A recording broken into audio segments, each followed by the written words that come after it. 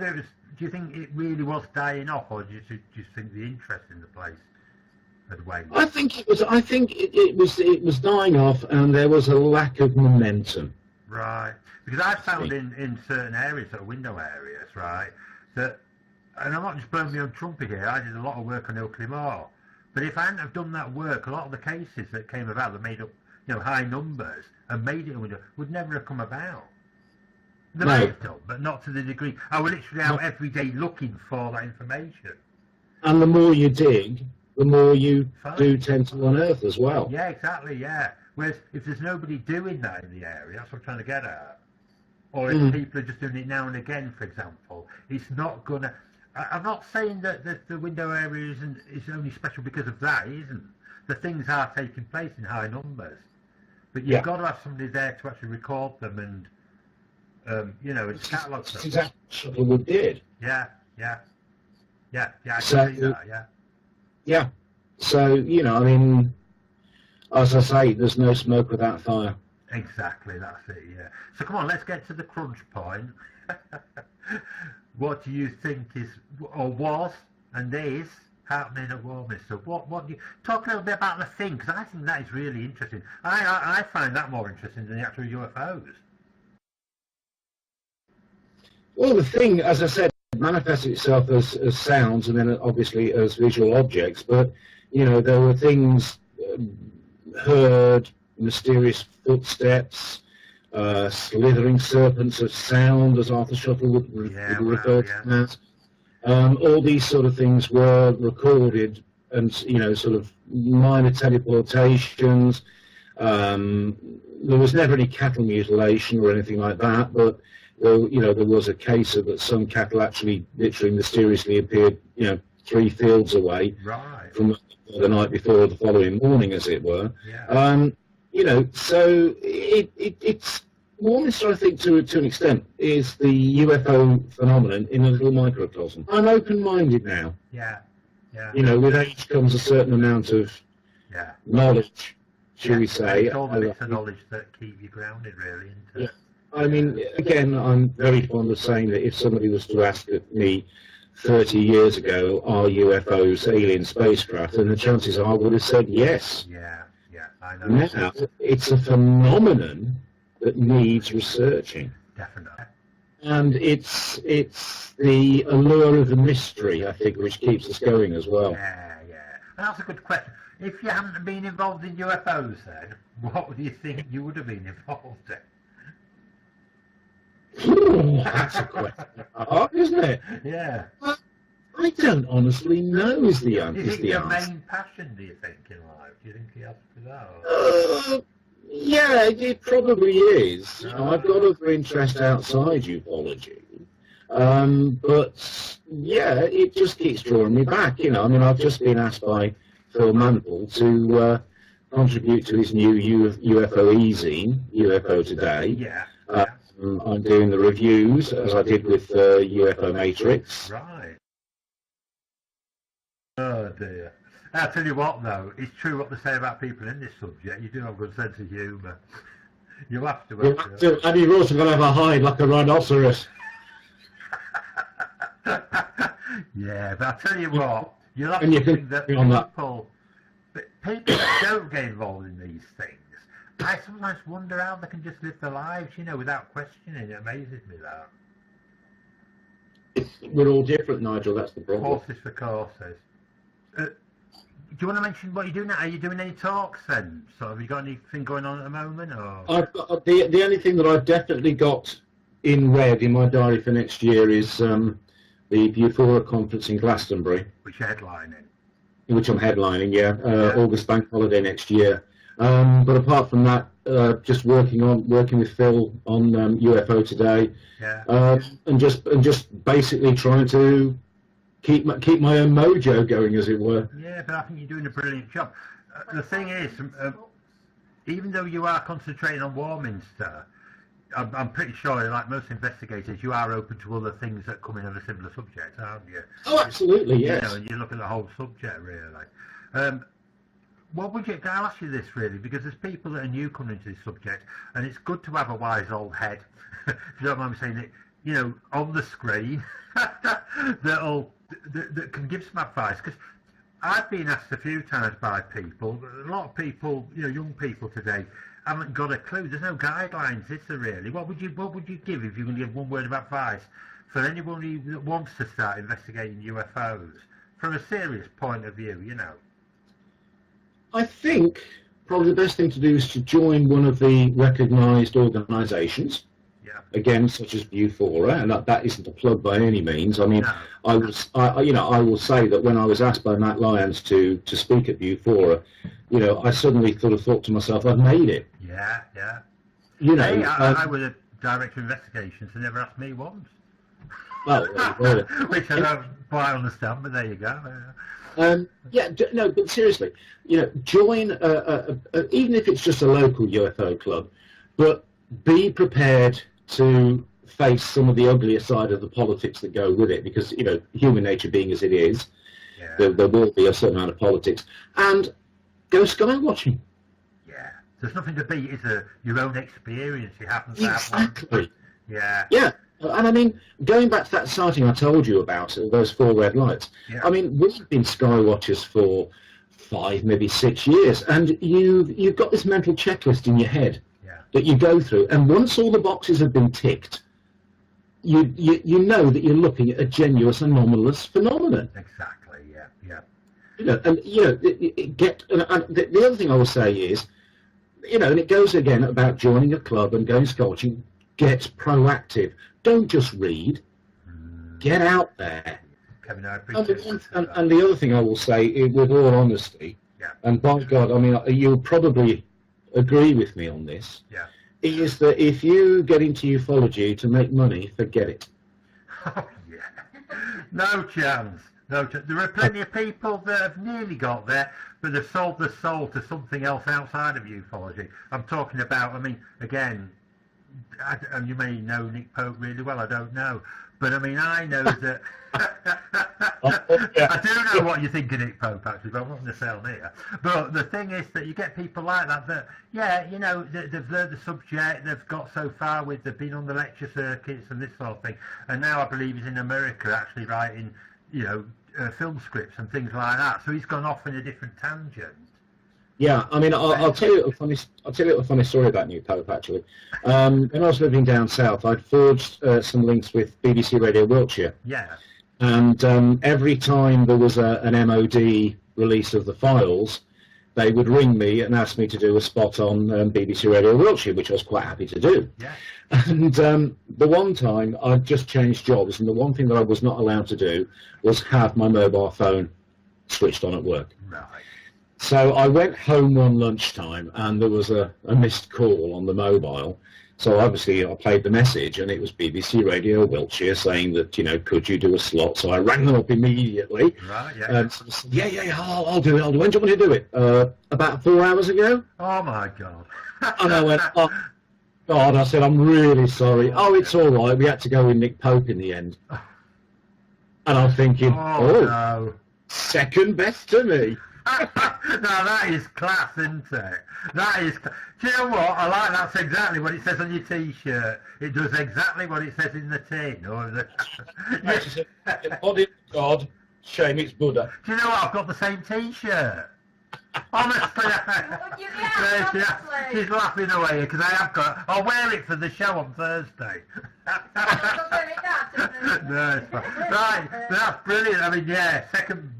Second to you and Nick Pope. You couldn't come any better than that. What a high note to leave it on, because I've nothing against Nick Pope personally, but you've got to be pretty naive, haven't you? It's politics to a degree. Yeah. The other thing as well is that we had Nick Pope speaking at both the Weird 9 and Weird 10 in Rome. Yeah, I was supposed to be on the Weird 10. And people were he was heard sort of saying, oh yeah, Kevin's a nice bloke, he knows what he's talking about, blah blah blah blah. And a mate of mine turned around and he said, Joe, you do realise you've been blessed by the Pope. Oh, that is fantastic. You know, what more can you say? I'm going to leave it on that because we need to go out with everybody laughing their head off because you are a nice, genuinely nice guy. And, you know, that says it all. This is what ufology is about. It's about people getting on, having a laugh, taking the subject seriously when we need to do, but remembering we're all human beings, aren't we, Kev? And at the end of the day, the end of the day, we're not superior in any way to anybody else, but maybe we're just a little bit more aware, and that's all that matters, yeah? That's all that matters, mate. Definitely. Thank you very much indeed, Kevin. Lovely having you on the show. And, you know, I'm hoping we can speak again soon. I'm hoping that you'll take me up on the offer that we maybe can do, you know, maybe a joint thing with Mr. Tony Totting. I think that'll go down quite well, you know, and if we can get that arranged, maybe we can get down to your part, because we have relatives in the West Midlands, so maybe we can do down at Tamworth, maybe we can get down there and... That's not too far, no? Right, yeah, great, yeah, maybe we can do something in your area as well, yeah? Yeah. All right. Okay, Kevin, thank you very much indeed. Cool, mate. Mate. And you'll send me a link when you've got it up. Certainly. And what we'll do is just right at the end here again, because I'll put it on again at the end of the show. Just quickly mention what's your book title again and the thing. And the UFO Warminster Cradle of Contact. Cradle of Contact, and that's available on Amazon. It's available on Amazon. Yeah, all you've got to do is search it on Amazon, and you'll get to it. Highly recommended. Okay, mate. Take care. All right, Nigel. Thanks a lot. Thank Take you. care. Bye-bye. Bye. Bye. Bye.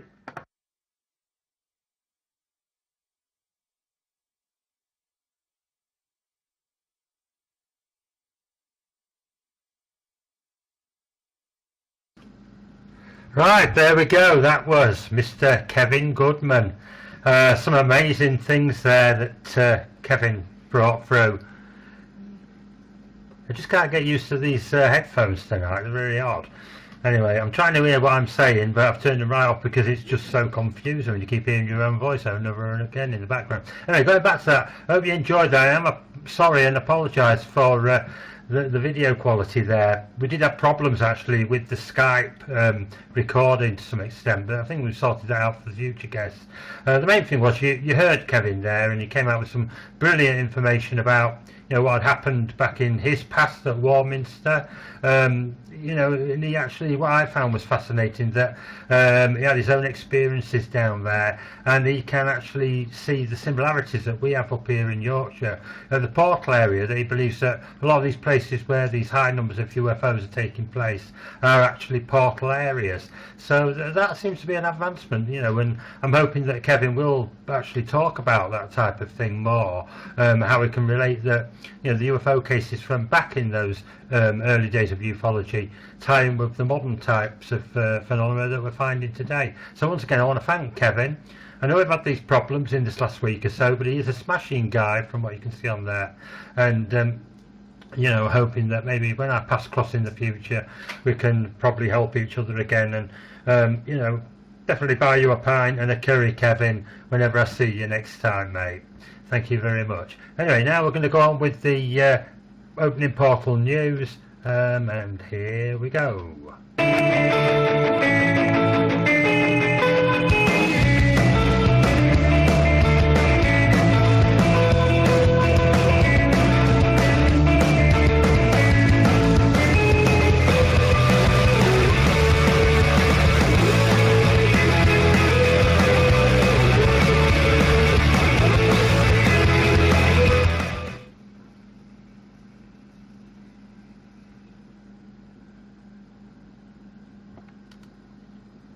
Okay, we're back again. Turn these back down. It's like I'm playing with my ears tonight. That's all I seem to be doing. Sorry I had a bit of a jumpy start at the beginning of the programme as well. I found it, you know, planned all this out tonight, but I found that with all these problems that have been going on this week, you know, I've just found it, Ellen will tell you, it's been a bit of a strange one. And at the end of the day, I've had sort of, you know, reliable remarks about my family and my past and all this sort of thing made by people who should know better. But at the end of the day, somebody said this to me: Nigel, don't worry about it. Today's news, tomorrow's fish and chip papers. So yeah, that says it all, doesn't it? We're going to go on forwards, and with the fantastic support of all the people that we have on Facebook and in opening portals, you know, we're going to get back out there to the portal again, Helen and I, soon, and try and get some more fantastic information coming through, you know, from the ETs that we believe are actually trying to manifest there. and one or two other bits. I'm just going to slot this in because I've had a message that Helen's passed over to me from the chat room, and I'm not sure if it's a lady or a man, but I've got somebody called Dreamscape who wanted to ask me a question. If you've got any questions that you want to ask about portals or UFOs or ETs, I'm only too happy to answer those for you the best I can. And this one from Dreamscape in the chat room is quite a broad question really, and funnily enough I have been trying to address this on the Facebook site in the last sort of day or so, and that is, Nigel, how do you actually channel your guide Charlotte? Right, as I say, that's a big question.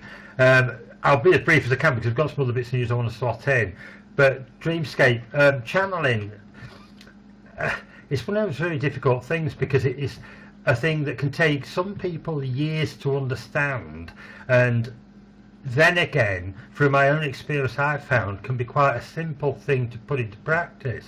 And like a lot of these things that we don't quite understand, psychic phenomena and this type of thing like channeling, we tend to, and we've always done this, make it more complicated than it really is. I mean, it's my firm belief, as a channeler myself, that it's just a natural ability that we all have. Just like psychic, awareness is also a natural ability. And there are ways, there are ways that you can increase your levels of being aware within yourself of how you can work with that psychic ability.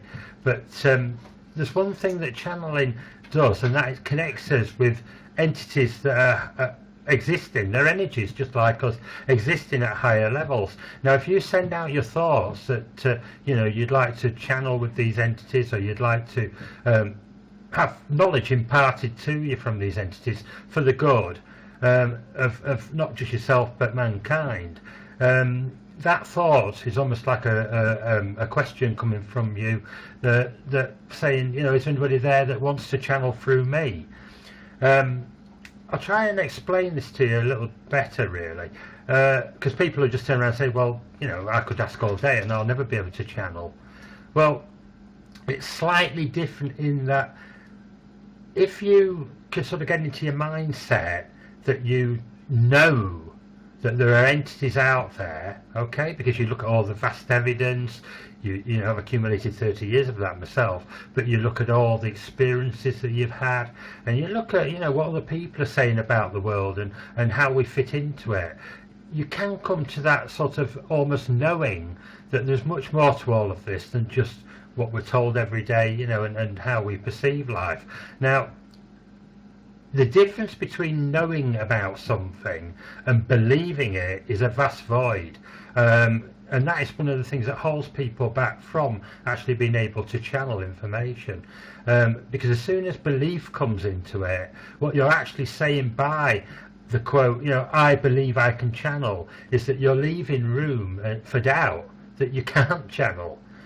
And if you're trying to channel an entity from, beyond the human perception, then it's all about respect. Because, for example, if I was to turn around to you on this show and say, I believe that you can hear me, when I know very well that you can hear me, well, that's just a contradiction in terms. And the same thing happens when we try to channel these entities and these higher beings, in that if we know, we show respect. And these beings understand that we respect them, and then they will meet us and lower their energy to meet us halfway, just as my guide Charlotte does, in order to bring through and impart knowledge and information through to give to the world.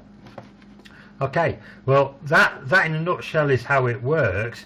As I say, you can learn to channel as well, and that would be really having to go down the path of meditation and to focus the mind. But even after that, I always say this, and I know it's definitely a fact, it's that you don't have to be a monk or a Buddhist or anyone like that sitting on top of a hill for half of your life to be able to reach a level within yourself to be able to channel these higher entities that want to help us.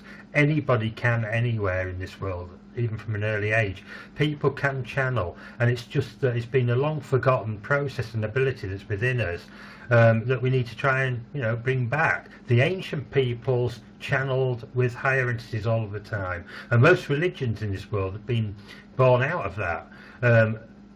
but the problem is that, you know, other things have been overtaken, where have been dumbed down, and it's even happening today. Even with the problems that I've had this week, where people are challenging me about my channeling, they'll rush in, and because they don't understand how it really works, they automatically will say that I'm not genuine, that I'm making this up, that I'm ripping people off, making money out of it, and that isn't the case at all. Even if I wasn't on the public arena in any way, channeling to audiences and things, even if I just did it myself, which is what I do anyway, I do that myself in my own time. I channel lots of times when we go to the portal, for example, and the only person there to hear the channeling might be Helen, or maybe a friend, a close. But that isn't the point. What I'm trying to say is that that shouldn't sort of, you know, stop us from being able to move forward with this, because I think it is very, very important that we actually learn how to raise our energies, take them away from the dense realities of this physical world, which with threats of wars and this sort of thing, and take it higher and try and meet these entities to bring through their love, wisdom, and you know, their knowledge to bring it, help us take the world forward into the higher dimension. People don't understand that, fear it. And, you know, that's why I do understand about Mr. Roberts. I do feel that, you know, at some level, although his own ego stops him from being able to accept what I do as being genuine, I do hope, I really do hope that one day he is able to understand more fully exactly what I do, and, you know, that he can understand that it's not about making money at all. Okay, I hope that answers your question. I mean, it's about really helping people, and it's simple. Just ask. If you want a channel and have a guide, you know, helping you in your life, we all have guides. You just have to, you know and have respect that they're there, and that is the element that will bring that guide close to you. Okay, right, well, thank you for that. Right, we're going to break off now. We've got some more news in a moment or two, but I'm going to break off because I want to actually show you something which I wanted to actually play a few weeks ago, and with all the technical problems we've had, I've not got around to it. There's a fascinating guy, those of you that come on the Opening Portals Facebook page, that lives in America, that has located several portals, actually, some close to where he lives, and he's a lorry driver and moves around the country over there, and he finds these places, wonderful places in the nature there, these natural surroundings, that he does have this sort of almost sixth sense to realise that some of these are portals. And the guy is called Aaron Turner.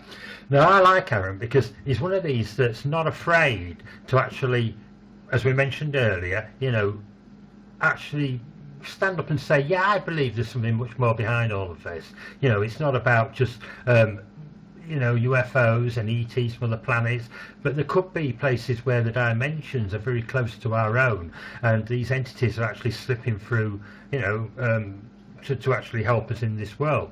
So he's actually made a couple of videos, and I'd like to play them now, because and a couple of stills of Aaron, because he, like I say, he's a smashing guy, and he needs to have as much recognition as he can. I hope that when you've looked at this, you'll probably go onto the Opening Portals page and make friends with Aaron, because he's got some amazing, you know, information that comes through. And from time to time, like this on the Opening Portals show, I'm going to try and highlight some of the people that are doing this amazing work in different parts of the world where they're trying to do the same as us and open up these portals. So I'd like to just sort this out in a second. Just like to pop this on. This is Aaron Turner talking about his portals and what he understands about them. Manifested the creation of thought. Thought is not separate from things that we have been told. It is the manifestation.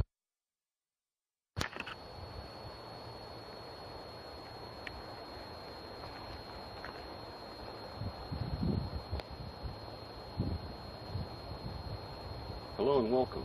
I'm Aaron. I will be your host today at this portal. This is only but one that I go to. We ourselves are connected to portals. Portals are called by some vortexes parallel universes. They are energies manifested through creation of thought. Thought is not separate from things that we have been told. It is the manifestation of perception. For what the man thinketh, he becometh, and he shall manifest. Attraction is something that we're attracting in this world. To bring balance, to understand, to know the power of the universe. We are just just now starting to understand what represents a portal. Well, I believe that all portals are doorways through time-space. They also interconnect with other realities just beyond our own perceptions. In this short little segment I will give to Nigel and Helen for their portal video, I can only give you the best explanation of what I've come to understand about portals. I have sensed them as a feeling or a ringing, a frequency that allows us to be able to be exposed to reality that's right next to us. Our perceptions of it are only but a percentage of it. We only begin to touch the very tip of this new awareness of the intuitive age that's coming about within millions of people on the planet. All living things were never separate. They've always been interconnected, even since the times of the sages and the rishis. They've taught this over and over for thousands of years.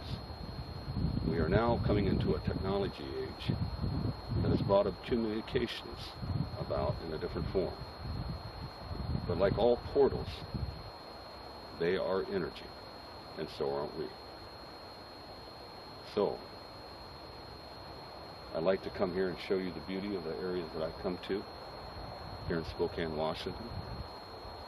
This particular area is next to a place called Beacon Hill. It is full of minerals, crystals, limestone, quartz, formica, and many, many more. Everything represents a portion of the energy vibration or frequency, as we shall know it.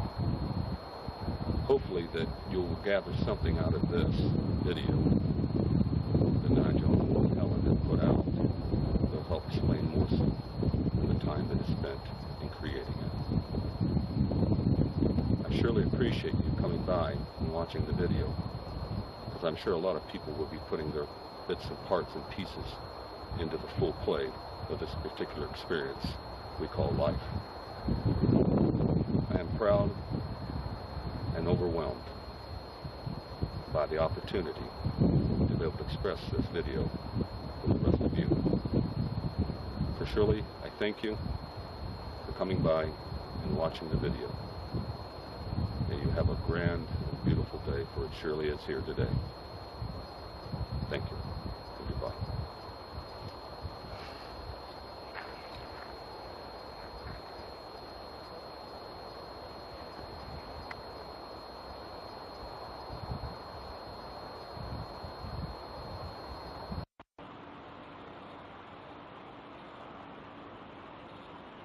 Here is the light. You feel the energies of love and peace, and united with the consciousness of Christ energies. Feel free to say something.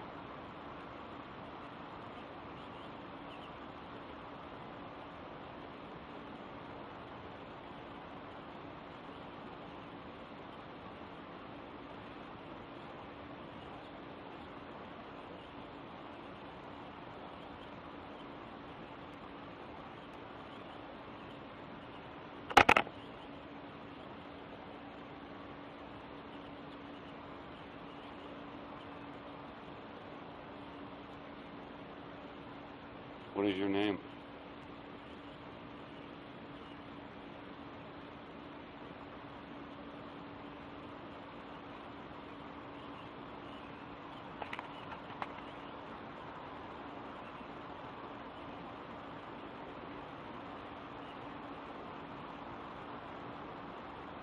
Are you happy?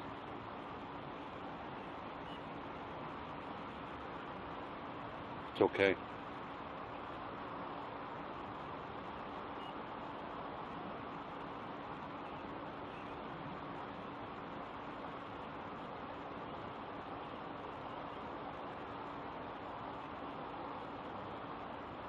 You can speak if you want.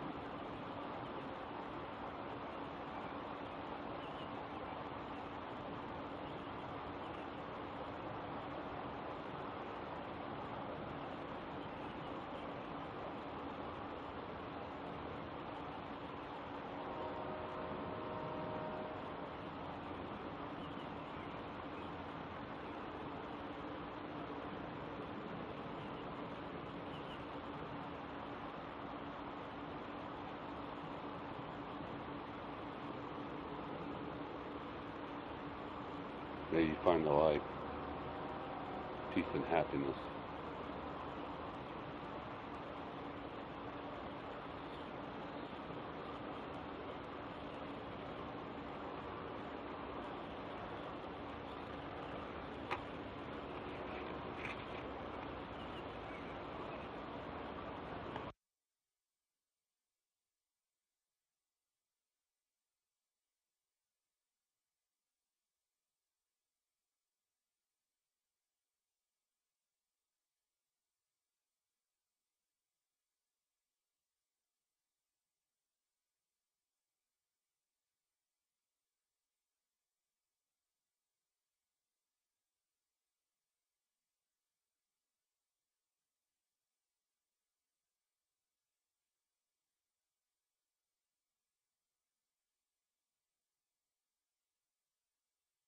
Right, we're going to an advert break now, and we'll be back with some more news after the break. Okay, thank you.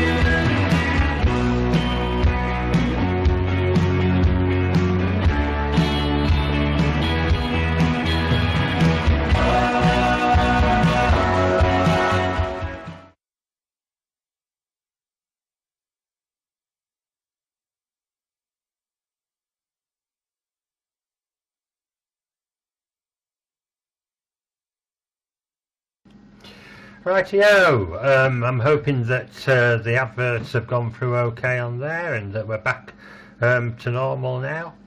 Right, let's get these things turned down again because I don't want to hear myself all over everything else. It's been a bit of a stop-start one this week, and I apologise for that. Like I said, it's been a bit of a tough week, and you know, I really could have had more time to set this up properly rather than having to do the shenanigans that have been going on.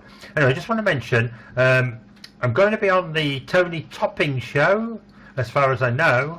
We're going to be recording that this weekend, next Tuesday, talking all about the latest finds at the portal and you know, what work me and Helen have been doing up there. That's the Tony Topping show online, and that is on Tuesday evening. And also, I just want to mention that we've got this conference coming up in November. That's on the 9th of November this year. We do have a website for that, and I will try and mention it before the end of the show.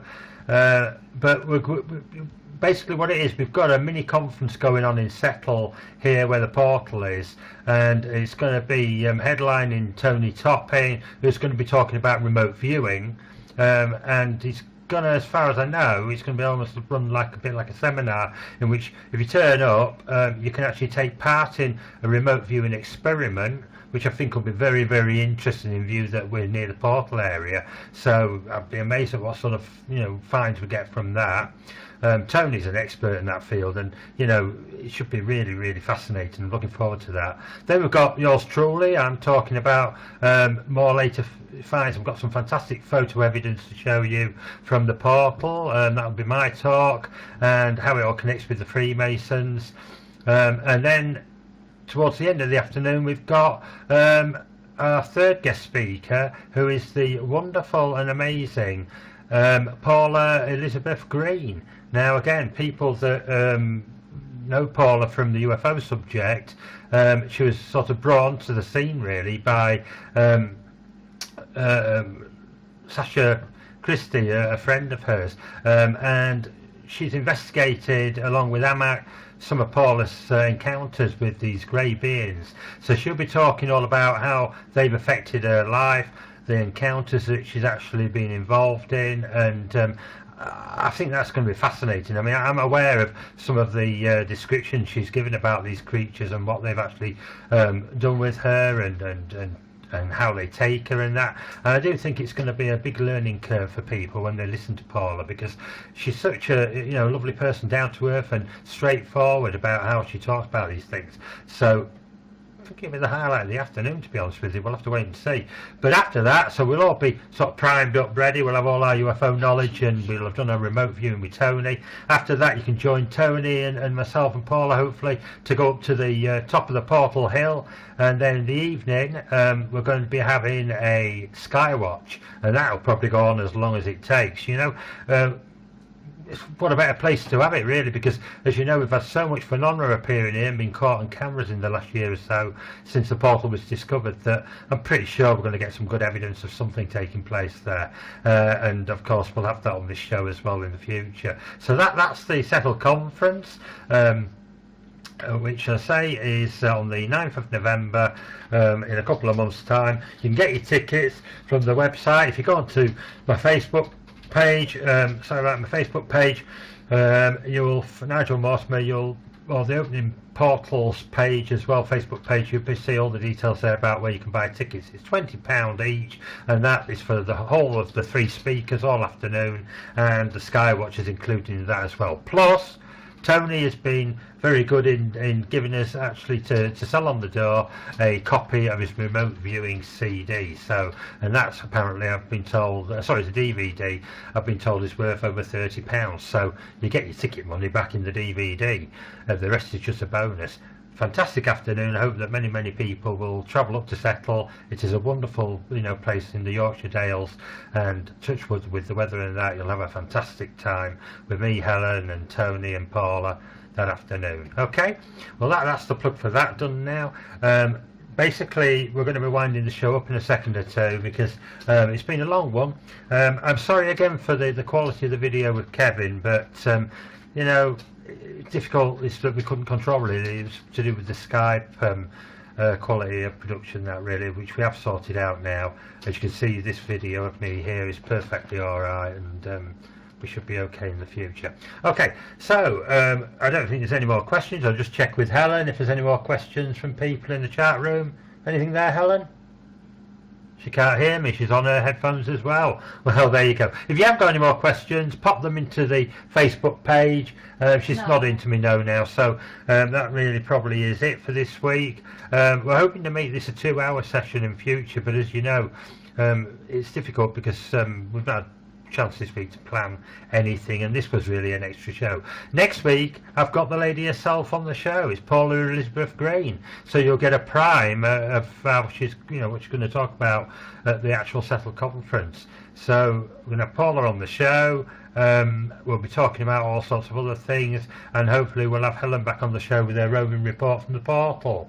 Let's hope so. She's been doing a lot of work with crystals lately, and I'd love to have an update from her as well. So we're going to call it a day now, really, on this. Thank you very much to everybody that's taken the time to tune in to us, and hope you've enjoyed, especially with Kevin. Like I say, I really enjoyed the interview I did with him, and he's such a nice guy. Please do fully support him, and once all this rubbish that Andy Robertson Co., once we get that all out of the way, we can move forward, and I'd love to have Kevin back on the show again, and Kevin, no hard feelings, mate. I just hope that things can work out for everyone. Okay, thank you everybody. Thanks again, and I'll see you on Facebook in a little while. Bye-bye then. Bye.